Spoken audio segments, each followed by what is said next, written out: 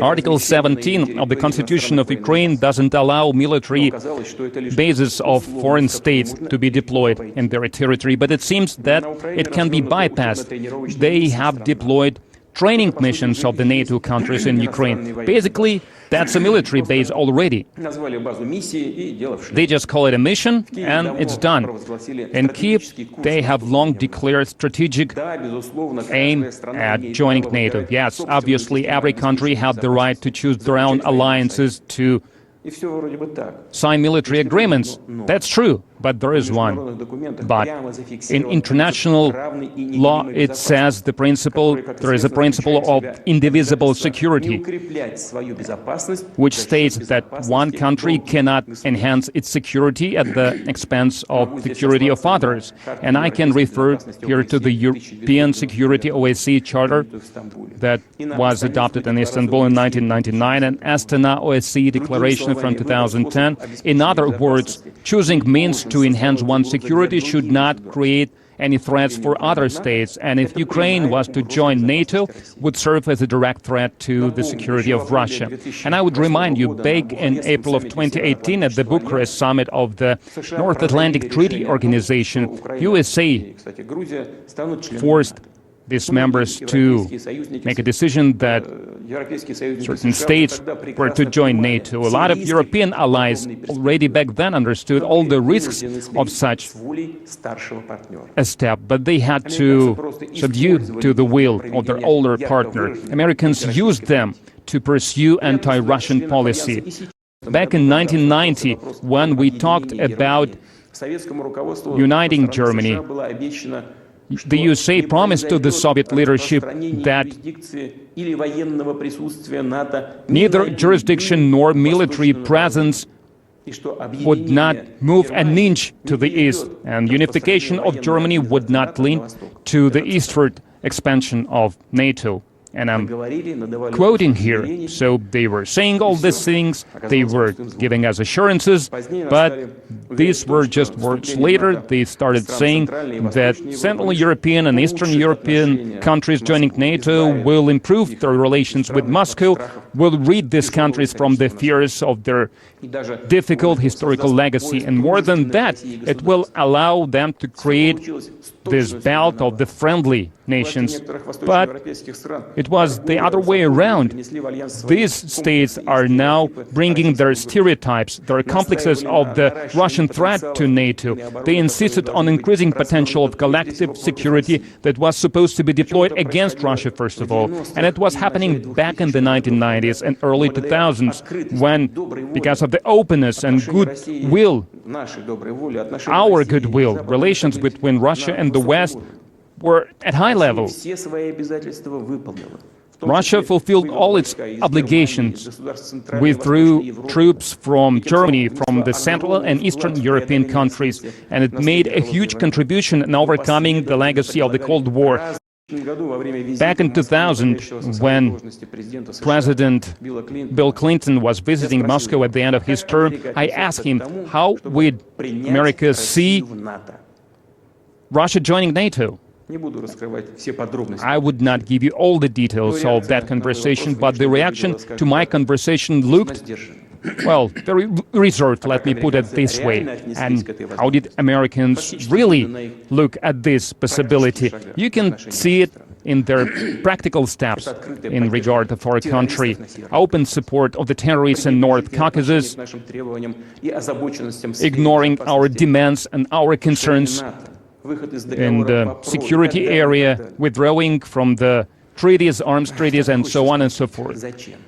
It still begs the question, why? Why did they do that? What for? Okay, you don't want to see a friend in us, an ally in us, but why do you want to make an enemy out of us? The only answer that we got was, it's not about our political regime or anything else, it's just they don't need such a big and independent country as Russia. So that's the answer to all the questions. That's the source of traditional American policy they pursue in the Russian track. That's why they react like this to all our proposals about security. You only need to look at the map to see how did the Western countries keep their word about non-expansion of NATO eastwards. They just lied to us. We had 5 waves of NATO expansion. In 1999, Poland, Czech Republic, Hungary were joined NATO. In 2004, Bulgaria, Estonia, Lithuania, Slovakia, Romania, and Slovenia. In 2009, Albania and Croatia. In 2017, Montenegro. And 2020, North Macedonia. From the information that we get, we have every reason to believe that further deploying the sites, the facilities of North Atlantic Treaty Organization, this decision has already been made. That's just a matter of time. We understand clearly that under this scenario, the level of military threat for Russia will be increased manifold. I would like to draw your attention once again that there will be bigger threat of immediate attack against our country. In American strategic documents, their doctrine, there is such a possibility of preventive work against the missile complexes of the adversary. And who is the main adversary of the United States? We all know that, Russia. In NATO documents, our country is officially, directly called a main threat to the North Atlantic security. And Ukraine will serve as the platform for such an offense. And our Western colleagues proclaim themselves as the only representatives of this free world. They prefer not to notice this, as if there is nothing like this happening. There is no genocide perpetuated against 14 million people. And the only reason is that these people didn't want to back the coup d'etat in 2014. They stood against the nationalist movement, the movement towards nationalism, Stone Age nationalism and Nazism, and they want to defend their basic rights, to live on their land, to speak their native language, to preserve their traditions and their culture. How much longer that could go on? How much longer can they bear it? Russia did everything it could to keep the territorial integrity of Ukraine. We tried hard to implement the resolution of the Security Council of UN 2202 that endorsed the Minsk agreements on resolving the situation in Donbass. But everything was done in vain. The presidents are changing, the parliament members are changing, but the idea of the aggressive regime is still the same, regime that seized the power in Kyiv. It was created by the coup d'etat of 2014, and those who chose the way of violence, they admit they see no other way to resolve the Donbass crisis other than the military way. In this regard, I deem it necessary to make a decision that should have been made a long time ago, to immediately recognize the independence and sovereignty of Donetsk People's Republic and Luhansk People's Republic. And I would like to request the Federal Assembly to support, to back this decision and ratify the agreement of friendship and mutual help with both republics. We will draft this document and sign these documents in the near future. And those who seize the power and keep the power in Kyiv, we demand to stop hostilities immediately. Otherwise, all the responsibility for the possible continuation of the bloodbath will be on the consciousness of the regime that is ruling in Kyiv. By declaring these decisions, I'm confident that I will have support of the people of Russia, all the patriotic forces of Russia. Thank you for your attention. Once again, I would like to underscore that Ukraine is not just a neighboring country to us. It is an inherent part of our own history, culture, spiritual space. They are our comrades, relatives, not only colleagues, friends, but also our family, people we have blood and family ties with. Since ancient times, people from ancient southwestern Russian lands were calling themselves Russians and Orthodox. That was happening until 17th century, when part of these territories rejoined the Russian Empire, the Russian state, and after that. It seems that we know all about this, that we are talking about facts that everyone knows, but at the same time, we need to have understanding what is happening today to explain motives and aims that Russia has. We need to say a couple of words about the history of this matter.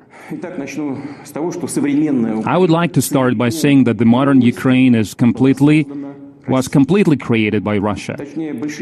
To be more exact, by Bolshevik communist Russia. This process has started almost immediately after the 1917 revolution. And Lenin and his supporters did it in a rough way. If we talk about Russia, they were alienating parts of historical territories of Russia. And millions of people who lived there, obviously no one asked anything. Then before the Great Patriotic War and after it, Stalin added to the USSR and handed over to Ukraine some lands that belonged to Poland and Hungary. And as a compensation, Stalin gave some ancient German lands to Poland. And in the 1960s, Khrushchev decided to take Crimea away from Russia and also gave it to Ukraine.